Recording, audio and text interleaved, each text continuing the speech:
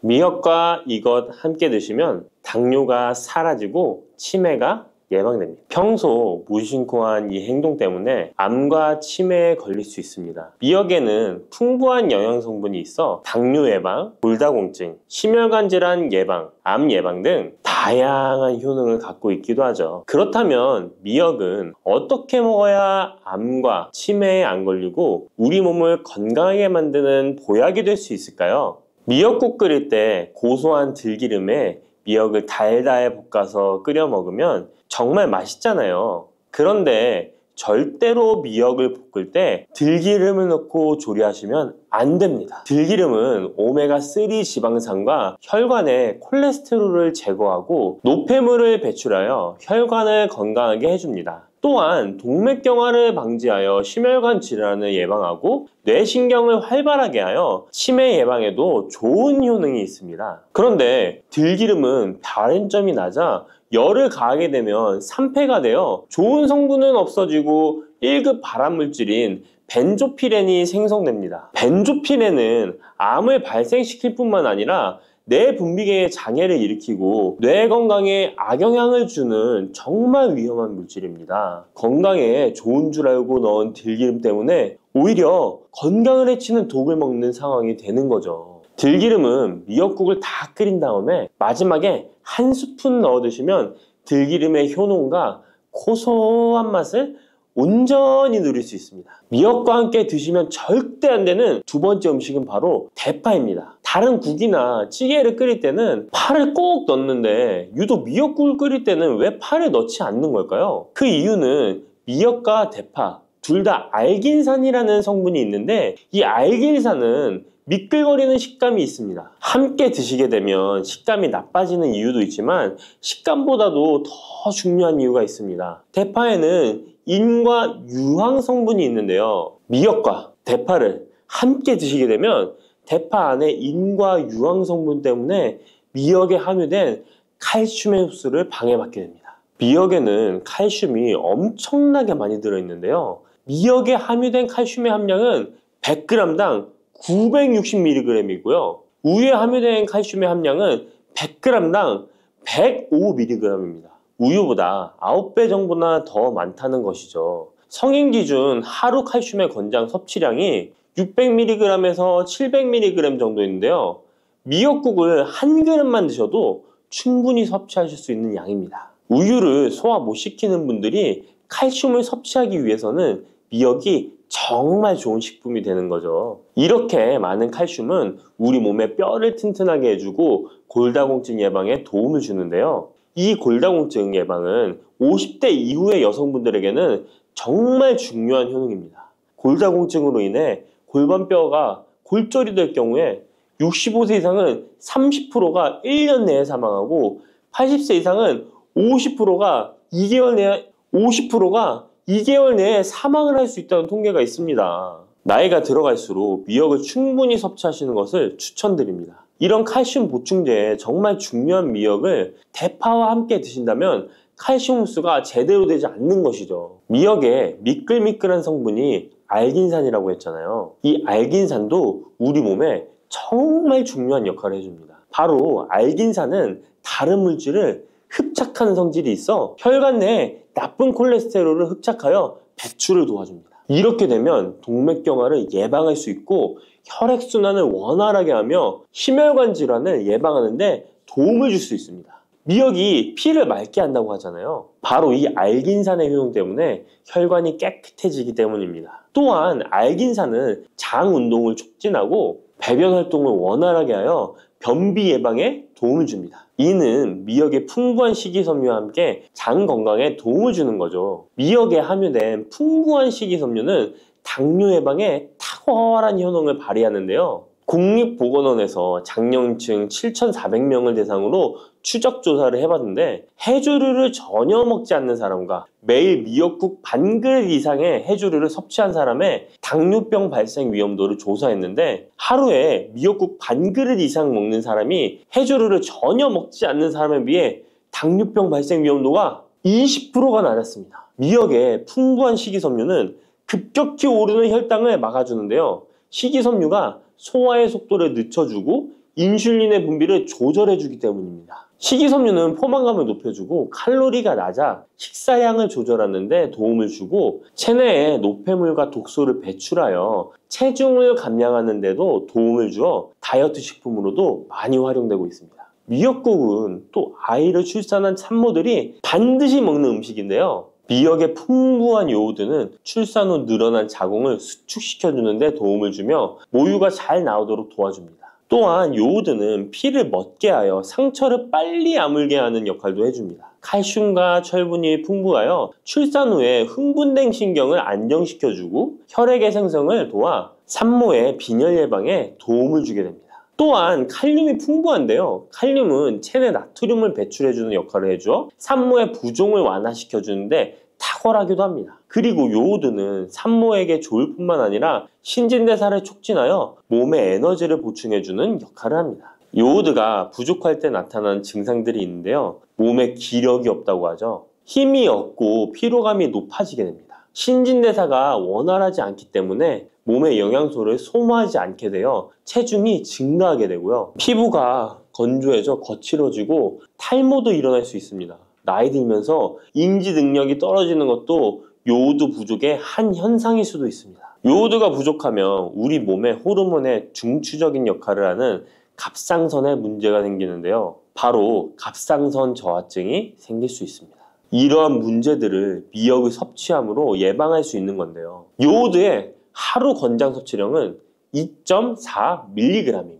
미역국 한 그릇에는 요오드가 약 1.1mg 정도 함유되어 있으니 미역국은 하루에 한두 그릇만 드시길 바랍니다. 요오드는 과하게 섭취하게 돼도 문제가 생기는데요. 요오드의 섭취량이 많아지면 갑상선염이나 다른 갑상선 질환도 유발할 수 있습니다. 특별히 갑상선이 약하신 분들은 미역을 섭취하는데 주의하셔야겠습니다. 갑상선은 우리 몸에서 가장 중요한 내분비 기관 중 하나인데요. 갑상선은 목 부분, 기관지 아래에 위치한 나비 모양의 내분비 기관인데요. 중요한 여러 기능을 하지만 그 중에서도 대사율을 조절하는 역할이 있습니다. 갑상선에 T3, T4 호르몬을 분비하여 우리 몸의 에너지 소비와 체온 조절을 하는데 중요한 역할을 하게 됩니다. 갑상선 호르몬은 신경 시스템의 정상적인 기능을 유지하는데 꼭 필요한데요. 호르몬이 제대로 분비되지 않아 수치가 너무 높거나 낮게 되면 우울, 불안 증세, 기억력 감퇴 등의 문제도 발생할 수가 있습니다. 이 갑상선 호르몬에 영향을 미치는 것 중에 요오드가 있는데요. 요오드가 부족하면 세계보건기구에서는 뇌세포가 손상되고 치매가 발생할 수 있다고 보고하고 있습니다. 갑상선 저하증이나 항진증이 있는 분들이 요오드가 많은 미역을 많이 드시면 오히려 건강을 더 해칠 수가 있습니다. 건강하신 분들은 미역을 많이 드셔도 호르몬 조절이 잘 되어 문제가 없지만 갑상선에 문제가 있어서 호르몬 조절이 잘 안 되는 분들은 이 요오드의 수치가 높아지게 되면 체내에 활성산소가 증가하게 되어 염증을 일으키고 갑상선염을 유발하고 극히 드물지만 심해지면 갑상선 암으로도 발전시킬 가능성도 있습니다. 따라서 갑상선에 문제가 있는 분들은 미역을 드실 때 주의하셔야 합니다. 날이 갈수록 암의 발병률이 높아지고 있어서 암에 대한 관심도가 높아지는 것이 사실이죠. 이처럼 미역에는 강력한 항암 효과가 있어 건강식품으로도 아주 좋은데요. 미역에는 요오드, 식이섬유, 칼슘, 비타민 등 많은 영양소가 있다고 했잖아요. 그런 것보다 훨씬 중요한 것이 있습니다. 바로 후코이단이라는 성분인데요. 이 성분이 바로 강력한 항암 작용을 한다고 알려져 있습니다. 후코이단 성분은 미역의 줄기보다 미역귀에 7배나 많이 들어있어 요즘에 미역귀가 항암식품으로 많이 알려져 있습니다. 이 후코이단은 암세포가 스스로 사멸되도록 유도하는 효능이 있습니다. 이러한 효능으로 암세포가 생기는 것을 막아주고 전이 되는 것도 방치할 수 있는 거죠. 후코이단은 특히 폐암, 간암, 대장암, 유방암, 백혈병에 효능이 좋다고 입증된 논문들이 발표되기도 했습니다. 후코이단은 항암 작용 외에도 콜레스테롤 혈관에 흡착되지 않도록 막아주고 혈류를 원활하게 해주어 혈관을 건강하게 해주는 역할을 해줍니다. 이렇게 혈관을 깨끗하게 해주어 뇌졸중과 뇌경색, 심근경색 등의 심혈관 질환도 예방할 수 있습니다. 미역귀와 함께 토마토를 드시면 항암 효과를 극대화할 수 있는데요. 토마토가 채소의 왕으로 불리며 우리 몸에 정말 좋다는 사실 알고 계시죠? 토마토에는 라이코펜이라는 항산화 성분이 풍부하게 함유되어 있습니다. 라이코펜은 강력한 항산화 작용으로 몸 안의 활성산소를 제거하여 혈관을 건강하게 하고 염증을 제거하여 노화를 예방할 뿐만 아니라 미역의 후코유당과 만나 암세포를 제거하는 강력한 항암작용을 하게 됩니다. 미역과 함께 드시면 효과가 극대화되는 음식으로는 두부가 있습니다. 콩으로 만든 두부는 식물성 단백질이 풍부해서 건강식품으로 우리 식탁에 정말 많이 올라오죠. 두부에는 단백질뿐만 아니라 사포닌 성분도 풍부하게 함유되어 있습니다. 사포닌은 인삼, 홍삼, 더덕 등에도 풍부하게 함유되어 있는 성분인데요. 이 사포닌은 면역력을 강화하고 체내의 활성산소를 제거하여 노화를 방지하고 항암작용도 하여 암을 예방하기도 합니다. 정말 기적과 같은 성분입니다. 그런데 이 사포닌의 단점이 체내에 요오드를 배출하여 요오드 결핍이 있는 분들은 주의하셔야 하는데, 미역과 함께 드신다면 미역에 함유된 풍부한 요오드와 사포닌의 만남으로 미역의 섭취로 과다할 수 있는 요오드의 양을 두부의 사포닌이 배출시켜주어 걱정 없이 드실 수 있게 되는 것이죠. 칼슘은 뼈를 튼튼하게 만들어준다고 상식적으로 알고 계시잖아요. 우리 몸에는 칼슘이 많아도 골다공증이 생긴다는 사실 들어보셨나요? 칼슘이 풍부한 우유를 많이 마시는 덴마크나 스웨덴 같은 나라에서 골다공증이 많다고 합니다. 오히려 많은 칼슘이 오히려 혈관이나 심장에 쌓여서 석회화를 일으켜 건강을 해치게 되는데요. 그렇다고 칼슘이 많은 음식을 안 먹을 수도 없고 어떻게 해야 할까요? 걱정하지 마세요. 해결책 바로 알려드릴게요. 그것은 바로 계란과 함께 드시면 해결됩니다. 계란에 들어있는 다양한 영양 성분이 오스테오칼신이라는 단백질을 활성화시켜 주는데, 이 단백질은 뼈를 강화하고 칼슘이 뼛속으로 제대로 흡수할 수 있도록 도와줍니다. 이 오스테오칼신을 활성화해주는 역할을 하는 게 비타민 K2인데, 우리나라에서는 허가가 늦게 나서 그동안 정식으로 섭취 못했던 비타민 K2도 지금은 허가가 나서 요새 영양제를 보면 칼슘과 마그네슘, 비타민 D와 비타민 K까지 같이 들어있어 칼슘의 흡수를 더욱 용이하게 만들어주는 영양제도 쉽게 찾아볼 수 있습니다. 그런데 이렇게 칼슘을 아무리 많이 섭취해도 흡수가 안 돼 그대로 혈관에 남게 되면 쌓이고 쌓여서 석회화를 유발시킬 수 있겠죠? 이처럼 미역과 계란을 함께 섭취하면 칼슘의 흡수를 도울 뿐 아니라 우리 몸의 pH 균형을 잡아주는 데도 중요한 역할을 해줍니다. 미역은 알칼리성 식품이고 계란은 산성 식품으로 같이 섭취하면 약알칼리성 상태로 유지시켜줍니다. 게다가 소화에도 좋고 미역은 단백질과 잘 어울리니 계란과 함께 먹으면 소화도 잘 되고 우리 몸의 흡수도 잘 된답니다. 쑥 잘못 먹었다가 맹독 때문에 응급실로 실려갈 수 있어요. 얼마 전 시골 마을에서 쑥 때문에 한바탕 큰 소동이 있었는데요. 마을 사람 7명이 쑥을 먹고 응급실에 실려갔던 거예요. 도대체 왜 그들은 응급실에 실려간 걸까요? 봄이면 향긋한 향과 쌉싸름한 맛으로 많이 먹는 쑥이 사실 정말 잘 알고 드셔야 한다는 건데요.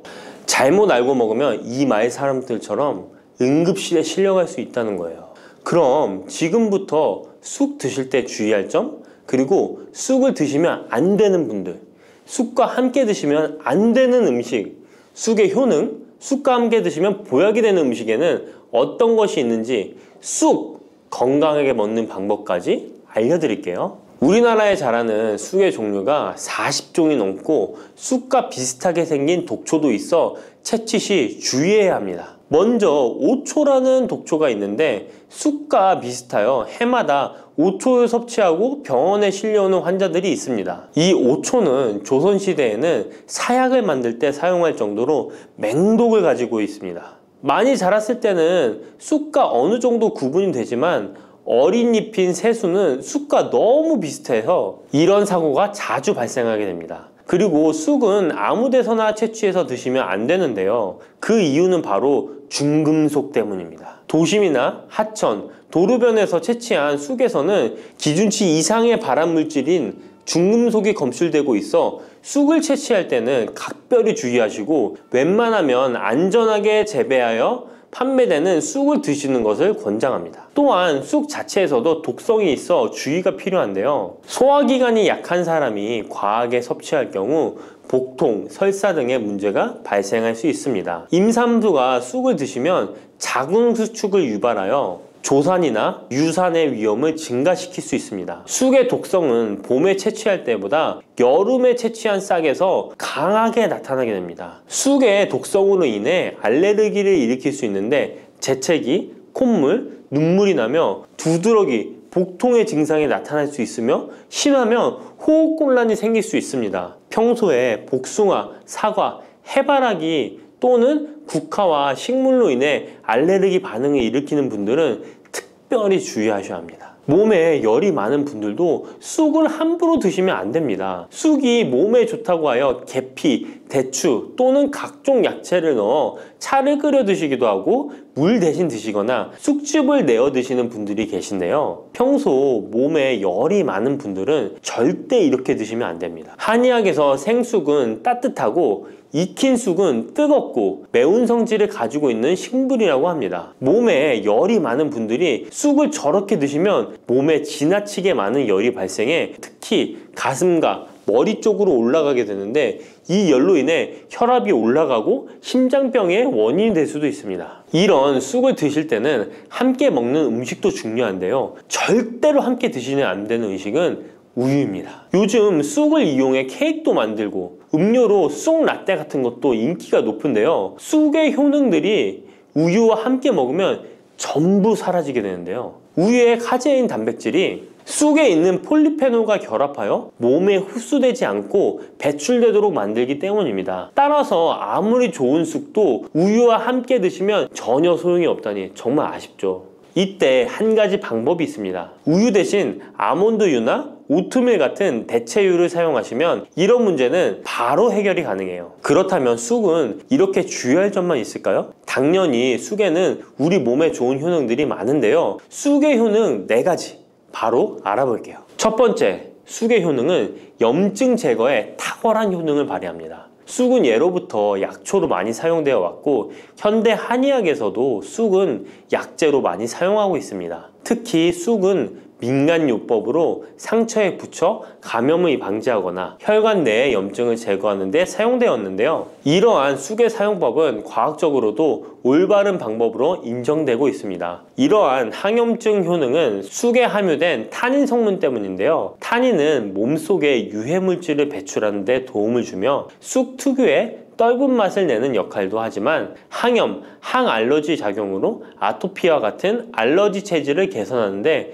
도움을 주기도 합니다. 그리고 혈액 정화 작용을 해주는 클로로필 성분이 풍부하여 혈관 내에 나쁜 콜레스테롤을 흡착하여 배출해주어 혈액순환을 원활하게 해줍니다. 이뿐 아니라 클로로필은 혈액 내에 해로운 병균을 제거해주는 백혈구의 수를 늘려 염증을 억제하는 데 탁월한 효능을 발휘해줍니다. 두 번째 쑥의 효능은 당뇨 개선에 탁월합니다. 쑥에는 이눌린이라는 수용성 식이섬유가 풍부한데요. 이 성분은 장에서 포도당의 흡수를 느리게 만들어 식후의 혈당이 급격히 오르는 것을 예방해 줍니다. 건강한 성인을 대상으로 한 최근의 한 연구에서는 이들이 쑥 추출물을 먹고 난 후에 식후 혈당이 눈에 띄게 낮아진 결과를 확인할 수 있었습니다. 그리고 클로로겐산이라는 성분이 많아 간에서는 포도당의 합성을 억제하고 근육에서는 포도당의 이용을 촉진해서 혈당 조절에 큰 역할을 해준답니다. 실제 연구에서도 클로로겐산은 공복 혈당과 당화혈색소가 크게 낮아지고 인슐린 감수성이 높아진 사실도 밝혀졌습니다. 그런데 이 두 가지 성분보다도 훨씬 더 중요한 것이 있는데요. 그것은 바로 시네올입니다. 시네올이 혈당 조절에 결정적인 역할을 하는데요. 췌장의 베타세포를 자극하여 인슐린 분비를 촉진시키며 말초 조직에서는 인슐린 감수성을 높이는 역할을 합니다. 시네올 말고도 쑥에는 이눌린, 클로로겐산, 폴리페놀 등 여러 생리활성 물질들이 복합적으로 작용해서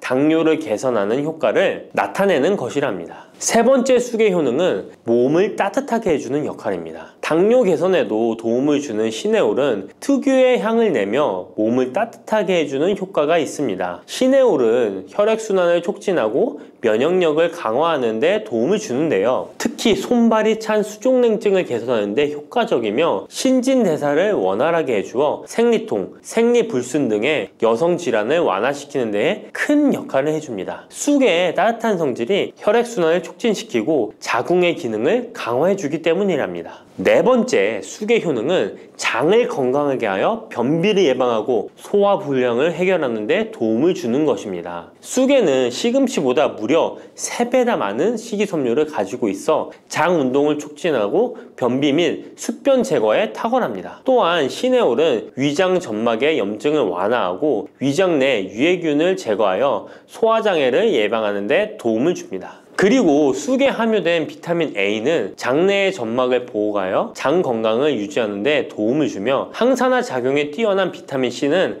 장내 유해균을 제거해 주어 장내 환경을 건강하게 해줍니다. 평소 소화가 잘 되지 않는 분은 쑥을 섭취하셔서 답답하고 더부룩한 증상을 해결하면 정말 좋겠죠? 근데 쑥을 드실 때 쑥만 드시는 게 아니잖아요. 다른 음식들과 같이 드시는데 쑥도 궁합이 맞는 음식이 따로 있다는 거 아시나요? 이렇게 몸에 좋은 쑥도 함께 드시면 보약이 되는 찰떡궁합 음식이 있습니다. 쑥과 함께 드시면 보약이 되는 첫 번째 음식은 쌀입니다. 쑥하면 생각나는 음식이 쑥떡 아닌가요? 어릴 적 쑥개떡을 맛있게 먹었던 기억이 있는데요. 쑥떡은 우리나라 사람들에게 사랑받는 음식입니다. 많은 분들이 나이가 들며 당뇨도 많이 생기고 혈당이 오르는 것을 염려하여 쌀밥을 줄이시는 경우가 많이 있는데요. 쌀은 우리 식단에서 빼놓을 수 없죠. 쌀은 70% 이상이 녹말로 구성되어 있어 우리 몸에 필요한 에너지를 제공하는 핵심 원료입니다. 이 녹말은 우리 몸에 거의 완벽하게 흡수되는데요. 쌀에는 6% 이상의 단백질도 함유되어 있어 근육에 필요한 활력과 에너지를 보충해주는 역할도 합니다. 하지만 쌀에는 지방, 식이섬유, 미네랄, 비타민이 다소 부족하다는 단점이 있는데 쑥과 함께 드시면 이런 문제는 바로 해결됩니다. 쑥은 칼슘이 풍부하여 뼈를 튼튼하게 할 뿐만 아니라 많은 비타민을 갖고 있어 쌀의 부족함을 채워줍니다. 두 번째, 쑥과 함께 드시면 보약이 되는 음식은 브로콜리입니다. 쑥과 브로콜리를 함께 드시면 염증과 항암에 놀라운 효능을 갖게 되는데요. 브로콜리는 건강에 좋은 채소라는 사실은 이미 잘 알고 계실 거예요. 그런데 쑥과 함께 드시면 그 효과는 폭발적으로 향상되는데요. 우선 철분의 흡수율이 2배 이상 높아집니다. 특히 철분이 부족한 산모뿐만 아니라 모든 연령대의 여성들에게 좋은 식품이 됩니다. 그리고 서로의 무기질과 비타민의 구성이 좋아 염증 해소에 정말 대단한 시너지 효과를 발휘하게 되는데요. 혈액이 산성화되어 염증이 생기는 것을 원천 차단해주고 세균에 대한 저항력도 길러주어 최고의 항암식품이 된답니다. 쑥과 브로콜리의 식이섬유가 함께 작용하면 놀라운 효능을 발휘합니다. 쑥에는 아테미신산이라는 식이섬유가 풍부한데 이 성분이 간에서 중성지방의 제사를 원활하게 하는데 도움을 줍니다. 이렇게 되면 지방간도 해결되며 몸에 지방이 저장되는 것을 막아주어 다이어트와 붓기 제거, 특히 뱃살 제거에 탁월합니다. 세 번째, 쑥과 함께 드시면 보약이 되는 음식은 계란입니다. 쑥과 함께 계란을 드시면 나이가 들면 많이 생기는 신경통과 손발 저림 증상을 해결할 수 있습니다. 특별히 여성들에게 도움이 많이 되는데요. 쑥의 따뜻한 성질로 인해 혈액순환이 잘 되고 몸의 붓기와 독소를 제거해주는 효과가 좋아 신경통, 저림 같은 증상을 진정시키는데 놀라운 효능을 발휘하는 것입니다. 계란의 단백질과 쑥이 만나 근육을 단단하게 만들어줍니다. 계란에는 단백질과 항산화 성분이 풍부하지만 비타민 C가 부족한데 쑥에 많은 비타민 C가 있어 계란의 부족한 부분을 채워줍니다. 쑥의 칼륨과 미네랄은 혈액 속에서 세포의 균형을 지켜주고 폐를 정화하여 폐 질환도 완화시켜줍니다. 또한 골다공증과 같은 뼈 질환을 예방해주기도 합니다. 그리고 쑥과 계란을 함께 드시면 뇌 건강에도 좋은데요. 계란의 콜린과 쑥의 비타민이 함께 기억력과 인지 능력을 향상시켜주고 뇌세포를 보호하여 치매를 예방해줍니다. 네 번째, 쑥과 함께 드시면 보약이 되는 음식은 콩나물입니다. 콩나물과 쑥은 식이섬유와 필수 아미노산이 풍부하여 소화 기능을 강화시키는데 탁월한 시너지를 발휘합니다. 콩나물에는 다양한 비타민과 미네랄이 풍부하여 자연적인 비타민 보충제 역할을 합니다. 콩나물에는 지방이 적지만 이를 쑥과 함께 섭취함으로써 체내의 염증을 줄이고 면역력 강화에 필요한 비타민 C와 비타민 E를 보충할 수 있습니다. 쑥과 콩나물을 함께 드시면 피부 건강에도 매우 유익합니다. 콩나물이 함유된 실리카와 쑥의 비타민이 함께 작용하여 피부 탄력과 보습을 개선할 뿐만 아니라 노화를 예방하니 정말 좋은 궁합인데요. 쑥과 함께 먹으면 좋은 음식은 이렇게 많은데요. 그렇다면 쑥은 어떻게 먹어야 건강하고 맛있게 먹을 수 있을까요? 쑥떡 같은 음식은 이미 잘 알고 계시죠? 쑥을 잘 세척하여 말린 다음에 가루로 만들어 두시면 여러 요리에 사용하기 편리하고 오랫동안 보관하기에도 좋아요. 요거트에 쑥가루를 섞어 드시면 혈당 관리와 더불어 장 건강에도 도움이 됩니다. 밥 지을 때 잡곡과 함께 쑥을 넣어도 좋고 쑥 부침개, 쑥 전병 등을 만들어 드셔도 맛과 향이 좋습니다. 계란물에 쑥가루를 넣어 계란말이를 해 드셔도 되고 계란찜이나 계란국에 쑥을 넣어 드셔도 됩니다. 계란찜이나 계란말이를 만들 때 브로콜리까지 넣어 드시면 건강에 더욱 좋은 음식이 된답니다. 따뜻한 생강차 한 모금이 생각이 많이 나는데요. 저는 꼭 생강을 사다가 꿀을 넣은 생강청을 해놔서 자주 마시곤 합니다. 알싸한 생강차를 마시면 몸이 따뜻해지는 게 느껴지더라고요. 몸이 차신 분들은 생강이 몸을 데우는데 효과가 있다고 많이 들어보셨을 거예요. 과연 진짜 이 생강은 우리의 몸을 따뜻하게 해주는 효과가 있을까요? 또 어떤 방법으로 먹어야 효과가 좋을지 같이 알아볼게요. 생강은 다양한 건강 효능을 가지고 있어 요즘 많은 사람들이 주목하는 식품 중 하나인 거 알고 계시나요? 생강은 우리 몸에 여러 가지 유익한 성분들이 함유되어 있는데요. 그 중에서도 진저론, 쇼가올, 진저롤 성분들은 생강의 특유의 매운맛과 향을 내는 성분들이기도 합니다. 특히 이 성분들은 노년층에게도 유익한 성분이라서 건강관리에 큰 도움이 될 수 있는데요. 주목할 만한 생강의 대표적인 성분 3가지 바로 소개해 드릴게요. 생강의 첫 번째 성분은 진저론입니다. 진저론은 생강에서 가장 대표적인 활성 성분으로 생강의 매운맛과 특유의 향을 담당하고 있는데요. 진저론은 항산화 효능이 뛰어나며 세포 손상을 막아주고 노화를 예방하는 데 도움이 됩니다. 또한 진저론은 소염 작용을 가지고 있어 염증을 줄이고 통증 완화에도 효과가 있는데요. 류머티즘 관절염, 근육통, 기타 염증성 질환에 이 성분이 도움을 줄 수 있고 면역력을 증강시키는데 중요한 역할을 해서 특히 면역력이 약해질 수 있는 노년분들에게 매우 유익한 성분입니다. 생강의 두 번째 대표 성분은 쇼가올입니다. 쇼가올은 생강을 건조하거나 가열했을 때 생기는 물질인데요. 이 성분은 항암 효과가 있다고 알려져 있어 암 예방에 효과가 있습니다. 쇼가올은 진저론보다 강력한 항염증 작용을 하는데요. 이 성분은 염증을 유발하는 물질인 프로스타글란딘의 생성을 억제하는데 매우 효과적인 것으로 밝혀졌습니다.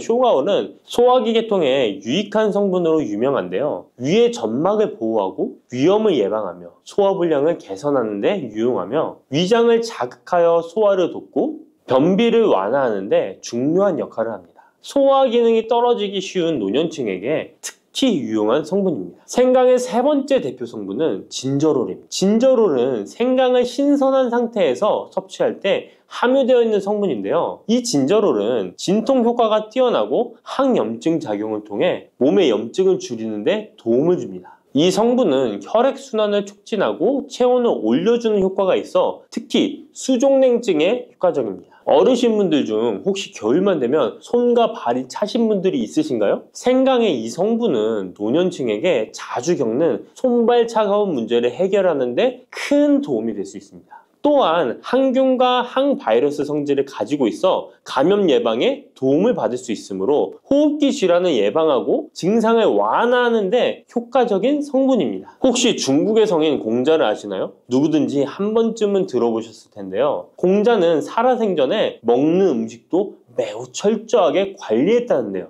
공자가 매 식사마다 생강을 빼놓지 않고 먹었다는 것 알고 계셨나요? 공자는 생강이 얼마나 몸에 좋은지 그 옛날부터 알고 있었던 것이죠. 공자는 73세에 생을 마감했는데 그 옛날 평균 수명을 생각하면 어마어마하게 장수를 했던 것이죠. 이렇게 건강에 좋은 생강, 생강이 왜 그렇게 좋은지, 생강이 이 우리 건강에 어떤 도움이 되는지 4가지 주요 효능을 소개해 드릴게요. 생강의 효능 첫 번째는 면역력 강화입니다. 서울대 노화연구소에서 꼽은 면역력에 좋은 식품 3가지 안에 이 생강이 포함되는 거 알고 계셨나요? 생강에는 아까 소개해드렸던 3가지 성분 진저론, 쇼가울, 진저룰이 포함되어 있어 면역력을 강화하는 데 매우 효과적입니다. 특히 항염증 효과가 뛰어나 몸의 염증을 줄여주고 면역 체계가 더 강하게 작동하도록 도와주는데요. 면역력이 떨어지기 쉬운 노년층에게는 자주 섭취하는 것이 좋은 식품입니다. 생강을 꾸준히 섭취하면 감기나 각종 질병에 걸리는 확률을 낮출 수 있다는 거 잊지 마세요. 생강의 2번째 효능은 항산화 효과입니다. 미국 국립암연구소가 꼽은 항산화 식품 1등급인 생강은 진저론과 쇼가울 같은 성분이 포함되어 있는데요. 이 성분들은 강력한 항산화 효과를 가지고 있으며 이 항산화 물질은 우리 몸에서 자유 라디칼이라는 유해 물질을 제거해 주어 노화, 염증, 심혈관 질환과 각종 질병을 예방하는 데 중요한 역할을 합니다. 특히 생강은 세포의 산화 스트레스를 줄이고 피로 회복과 노화 방지에 효과적이어서 건강한 노년을 위해 꼭 필요한 식품이라고 할 수 있죠. 생강의 3번째 효능은 바로 수족냉증 완화입니다. 수족냉증은 특히 노년층에게 흔하게 나타나는 증상 중 하나인데요. 손발이 차가워지고 특히 겨울철에 더 불편함을 겪는 분들이 많으시죠. 생강은 혈액순환을 촉진시켜주는 효과가 있어 수족냉증을 완화하는 데 탁월합니다. 생강의 진저롤 성분이 체온을 높여주고 혈관을 확장시켜서 손발이 따뜻해지는 데 도움을 줍니다. 또한 한의학에서는 생강이 몸의 찬 기운을 밖으로 내보내주고 또 몸 안에 열을 발산해주는 효능이 있다고 유명한데요. 우리 옛 조상부터 이 생강이 몸을 따뜻하게 해주는 효과가 있다는 것을 알고 있었던 것이죠. 생강의 4번째 효능은 소화불량 개선입니다. 예전처럼 많이 먹지도 않았는데 속이 더부룩하신 분들 많이 계시죠. 소화불량은 나이가 들면서 자주 겪게 되는 문제인데요. 생강은 소화불량을 개선하는데 매우 효과적입니다. 생강에 포함된 쇼가울 성분은 위장의 운동을 촉진시키고 위염을 예방하는 데 도움이 되는데요. 또한 메스꺼움이나 구토 증상을 완화시켜주기 때문에 특히 소화기 계통에 문제가 있는 분들에게 좋습니다. 그런데 이렇게 좋은 생강 그냥 차로만 드시고 계시는 분 많으시죠? 각 방법은 그에 맞는 효능을 더욱 잘 발휘할 수 있기 때문에 여러 방법으로 생강을 활용하는 것이 좋습니다. 차로 드시는 것 말고도 여러 가지 섭취하는 방법에 대해 자세히 알려드릴게요. 첫 번째 방법은 가장 간단한 방법으로 생으로 먹는 것입니다. 생강을 얇게 썰어서 샐러드나 요리에 넣어 먹을 수 있는데요. 생으로 먹을 경우 생강의 모든 효능을 그대로 섭취할 수 있으며 항산화와 항염 효과를 가장 잘 느낄 수 있습니다. 물론 그 특유의 매운맛이 강하기 때문에 매운맛을 좋아하지 않는 분들은 식초에 절여주시거나 물에 조금 담가 매운기를 확 빼고 드시거나 생으로 조금 먹는 것이 좋습니다. 2번째 방법은 생강을 말려서 먹는 방법입니다. 생강을 건조해서 차나 국물에 넣어 먹을 수 있는데요. 볕이 잘 들고 통풍이 잘 되는 곳에 말리셔도 되고 아니면 음식 건조기에 넣고 말리셔도 됩니다. 말린 생강은 소화 기능을 더욱 돋고 소염작용을 강화하는 데 효과적입니다. 또한 말린 생강은 장시간 보관이 가능하고 생강의 매운맛이 부드럽게 중화되어 편하게 섭취 가능한데요. 체온을 높여주는 효과가 있어 겨울철에 특히 유용합니다. 차로 끓여 마시면 몸을 따뜻하게 해주고 피로 회복에도 도움이 됩니다. 3번째 방법은 생강을 가루로 내서 먹는 방법입니다.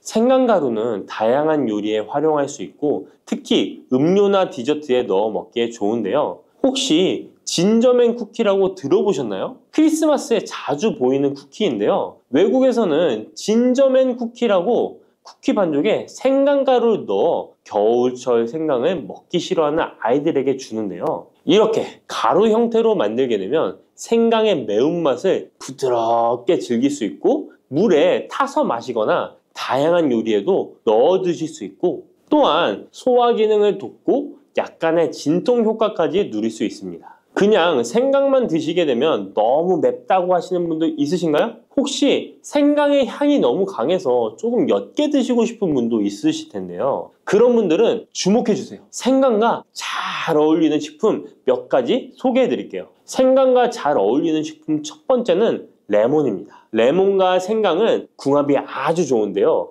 레몬은 비타민C가 풍부해서 면역력 강화에 도움을 주고 생강은 항산화 작용을 하는데요. 두 가지를 함께 섭취하면 서로 효과가 극대화돼서 특히 감기 예방에 탁월합니다. 또한 레몬은 소화 촉진에 도움을 주며 생강도 소화불량 개선에 뛰어난 효능이 있는데요. 이 둘을 함께 드시면 소화 기능이 개선되고 면역력 강화와 항산화 효과까지 배가 된다는 것 잊지 마세요. 생강과 레몬은 레몬 생강차나 레몬과 생강을 함께 넣은 샐러드로 드시는 것을 추천드립니다. 생강과 궁합이 좋은 식품 두 번째는 강황입니다. 강황은 생강과 함께 먹으면 항염증, 항암, 면역력 증진 효과가 매우 강력해지는데요. 강황의 주성분인 커큐민은 항염증과 항산화 작용이 뛰어나 생강의 진저론, 쇼가올, 진저롤과 함께 염증을 줄이고 세포 보호 효과를 극대화할 수 있습니다.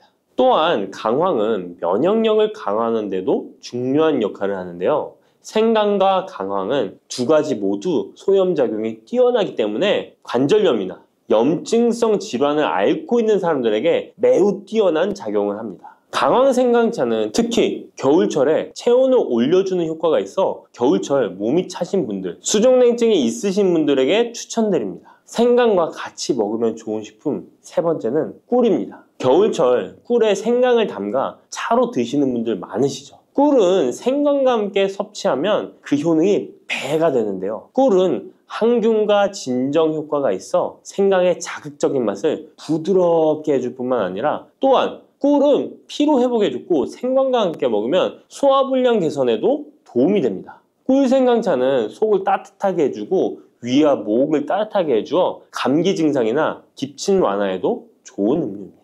이렇게 건강에 좋은 생강, 몸에 좋다고 많이 드셔도 될까요? 모든 식품은 과, 유, 불, 급인데요. 생강도 마찬가지로 적절히 섭취해야 효과가 있습니다. 또한 잘못 먹으면 몸에 해가 되는 부작용이 있을 수 있기 때문에 몇 가지 유의사항을 알아두는 것이 중요한데요. 바로 알려드릴게요. 생강을 저장할 때 대충 비닐에 보관하셨다가 곰팡이 피신 분들 있으시죠? 생강은 곰팡이가 생기지 않도록 주의해야 하는데요. 생강은 수분 함량이 많아 습기에 민감하고 곰팡이가 쉽게 생길 수 있습니다. 이때 곰팡이가 생긴 생강은 섭취하지 않도록 하세요. 생강에 핀 곰팡이는 미코톡신이라는 독소를 생성하는데요. 일부 미코톡신은 인체에 매우 유독해 간과 신장, 면역체계에 심각한 손상을 줄 수 있습니다. 생강의 일부분만 곰팡이가 생겨도 이 독이 생강 전체에 퍼질 수 있어 곰팡이 핀 생강은 아깝더라도 전체 다 버리셔야 한다는 거 잊지 마세요. 곰팡이가 피지 않도록 생강을 보관할 때는 통풍이 잘 되는 곳에 보관하고 습기가 많은 곳은 피하는 것이 좋습니다. 생강은 많은 효능을 가지고 있지만 과다 섭취할 경우 부작용이 있을 수 있는데요. 너무 많이 지나치게 먹으면 속이 쓰리거나 위염이나 위장장애를 일으킬 수 있습니다. 하루에 2에서 3g 정도로 섭취하는 것이 적당하며 위장에 민감한 분들은 조금 더 적은 양을 섭취하는 것이 좋다는 것 기억하세요. 50대 이후에 근육이 많이 빠졌다면 이것을 드시면 됩니다. 요새 들어 몸이 예전 같지 않다고 느끼시는 분들 계신가요? 만약 그런 분들이 계신다면 몸에 단백질이 부족한 것을 의심해 볼 수도 있습니다. 나이가 들면서 왜 단백질 섭취가 중요한지 그리고 그에 따른 여러 가지 사실들을 알아보려고 하는데요. 나이 들수록 단백질이 더 중요하다는 말을 들어보신 분들도 많이 있을 거예요. 우리 몸의 필수 영양소라는 단백질, 이 단백질 섭취가 중요한 이유 5가지를 알려드릴게요. 첫 번째는 근감소증 예방입니다. 나이가 들면 근육량이 자연스럽게 줄어들게 되는데요. 이를 근감소증이라고 합니다. 근감소증은 근육이 빠르게 줄어드는 질환으로 단백질은 근육을 구성하는 주요 성분인데요. 단백질을 충분히 섭취하지 않으면 근육량이 급격히 줄어들게 되고, 이렇게 되면 근력도 같이 약화되며 근감소증을 유발할 수 있습니다. 단백질이 부족하게 되면 그 진행이 훨씬 더 빨라질 수 있는데요. 근육이 줄어들게 되면 일상생활을 하기 어려워지고, 이렇게 되면 근육이 더 감소하게 되는 악순환이 생길 수 있습니다. 단백질 섭취와 운동을 병행하는 게 가장 좋겠죠? 단백질이 중요한 이유 두 번째는 면역력 증가입니다. 단백질과 면역력이 연관이 있다고 하시며 의아해 하시는 분들이 있으시죠? 단백질은 우리 몸속의 세포 그리고 장기뿐만 아니라 수많은 호르몬을 구성하는 중요 요소입니다. 또 단백질은 면역 시스템에서 중요한 역할을 하는 항체와 효소를 생성하는데 백혈구라고 많이 들어보셨죠? 이 백혈구는 감염을 인식하고 싸우는 주요 면역 세포인데요. 이 백혈구가 주로 단백질을 사용하여 병원균을 인식하고 항체를 만들어 병원균을 물리치는데 중요한 역할을 합니다. 또한 우리 몸의 중요한 면역세포도 감염에 대응할 때 단백질을 사용하여 신호를 보내고 병원균을 파괴하는 작용을 합니다. 나이가 들면서 면역 시스템이 약해지기 쉬운데, 그럴수록 단백질을 충분히 섭취하면 면역력을 높일 수 있습니다. 단백질 섭취가 중요한 이유 세 번째는 심혈관계 질환 예방입니다. 단백질은 심혈관 건강에도 영향을 주는데요. 특히 식물성 단백질이 도움을 줍니다. 예를 들자면 콩류와 견과류 등은 나쁜 콜레스테롤인 LDL의 수치를 낮추고 심혈관계 질환의 위험을 줄이는데 도움이 됩니다. 특히 노년층에서 단백질 섭취는 고혈압, 동맥경화증, 심장병 등을 예방하는 데 중요한 역할을 합니다. 네 번째는 피부의 탄력 저하를 예방합니다. 피부의 주 성분 중 하나인 콜라겐은 단백질로 이루어져 있는데요. 나이가 들면 콜라겐이 자연스럽게 감소하게 되는데, 이로 인해 피부 탄력이 떨어지고 주름이 생깁니다. 이때 단백질을 충분히 섭취하면 피부 건강에도 좋은 영향을 주는데요. 단백질 공급은 피부 재생을 촉진시켜 피부 건강을 유지하는 데 도움을 줍니다.